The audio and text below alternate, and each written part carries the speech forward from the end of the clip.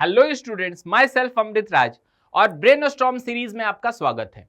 इस brainstorm series के लिए आपको एक होमवर्क क्वेश्चन मिला होगा जिसका आज आंसर ढूंढने जा रहे हैं। तो चलिए आइए देखते हैं कि उसका आंसर क्या होगा। तो बच्चों, ये क्वेश्चन हमें मिला हुआ था, अब इसका सोल्यूशन देखें। सबसे पहले क्वेश्चन को हम समझते हैं, क्वेश्चन में क्या बोल रहा है। क्वेश्चन में बोल रहा है a moving cart is shown on the cinema screen. Cinema screen जो होती है ना, उस पर एक मूविंग कार्ट दिखाया जा रहा है। The radius of the front wheels of the cart R is equal to 0.35 metre. जो फ्रंट व्हील है उसको 0.35 मीटर रेडियस दे रखा है, and that of the rear ones is 1.5 smaller. यानी जो रियर व्हील्स है ना वो 1.5 टाइम्स फ्रंट व्हील्स के हैं। The front wheel have N1 is equal to 6 spokes. जो फ्रंट व्हील है उसमें 6 स्पोक्स हैं। अब इसका एक रफ डायग्राम में ड्रॉ कर लूं तो कैसा ड्रॉ करेंगे। ये हमारे पास एक कार्ट है और ये इसका हो गया रियर व्हील, ठीक। और इसका फ्रंट व्हील मैं कुछ ऐसे बना दूंगा, ये छोटा रेडियस, ये फ्रंट व्हील हो गया, ठीक। और इसमें स्पोक्स भी हमें दे रखे हैं कि 6 स्पोक्स हैं फ्रंट व्हील में, तो फ्रंट व्हील में 6 स्पोक्स मैंने बना दिए, ठीक है। अच्छा, इसके बाद से हम क्या करें, रियर व्हील्स में हमें क्या बताना है वो पूछता है। तो assuming that the wheels of the cart do not slip.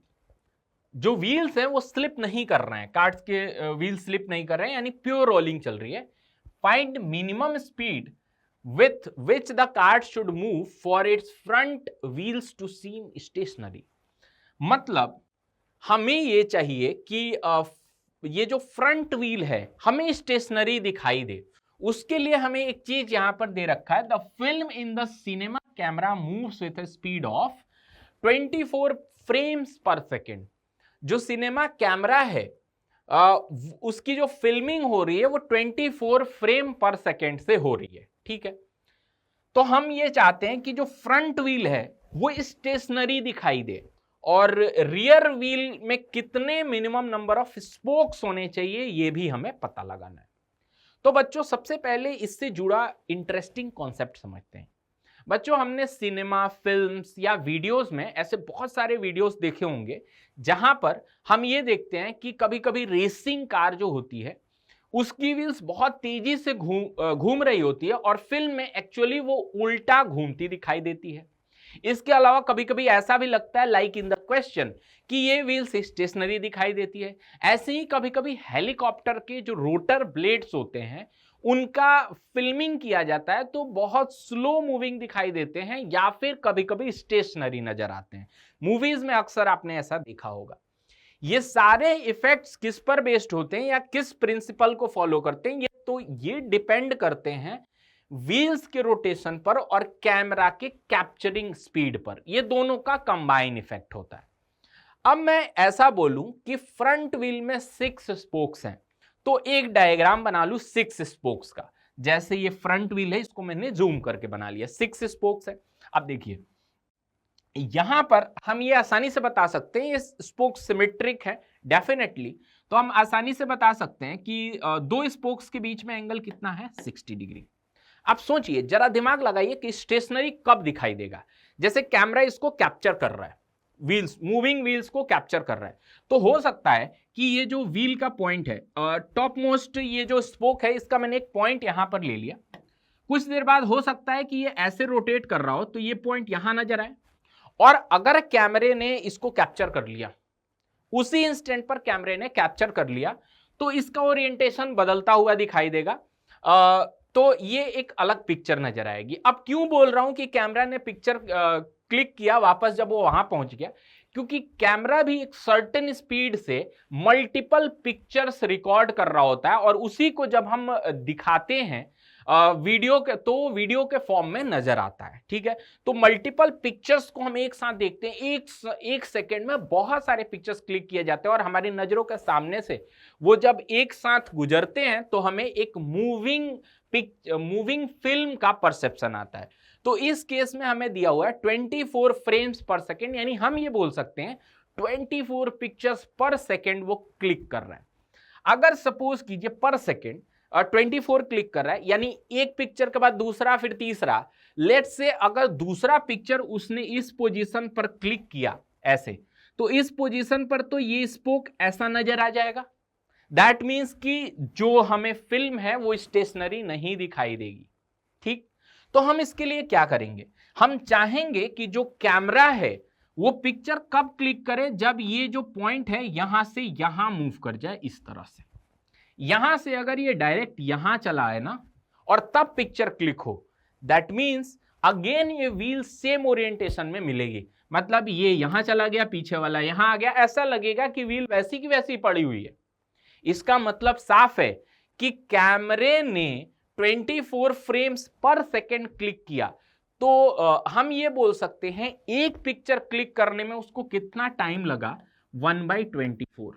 मतलब इस पोजीशन के बाद से जो ओरिजिनल दिखाया गया है हमें, ये जो ओरिजिनल पोजीशन हमें दिखाई गई है ऐसे वाली, इसके बाद से जो नेक्स्ट पिक्चर क्लिक हो वो जब ये पॉइंट यहां मूव कर जाए तब क्लिक हो। दैट मीन्स नेक्स्ट पिक्चर, एक के बाद नेक्स्ट पिक्चर कितने देर बाद कैप्चर होगी, 1/24 सेकेंड्स। दैट मीन्स इस पॉइंट को यहां तक आने में कितना समय लगेगा, 1/24 सेकेंड्स। लेट्स से इसको मैं कैपिटल टी बोल देता हूं। अच्छा, इसका मतलब ये व्हील किसी ना किसी सर्टेन ओमेगा से घूम रही होगी, तो हम ऐसा बोल सकते हैं omega into T is equal to, ये कितना एंगल कवर किया, 60 डिग्री, यानी इसको मैं π/3 भी लिख सकता हूं। तो ओमेगा की वैल्यू यहां से क्या आ जाएगी, π/3 और अपॉन टी, तो ये कितना आ जाएगा, 24 ऊपर आ जाएगा, ये आ जाएगा हमारा 8 पाई रेडियन पर सेकेंड, ये हमारा ओमेगा हो गया। अब क्या मैं इससे VCM निकाल सकता हूं प्योर रोलिंग के लिए? Yes, definitely. अगर हमें ओमेगा मालूम चल चुका है तो let's say VCM is V, तो मैं V की वैल्यू क्या लिखूंगा, V is equal to omega into small r। Omega की वैल्यू है 8 पाई इंटू स्मॉल r है 0.35 मीटर।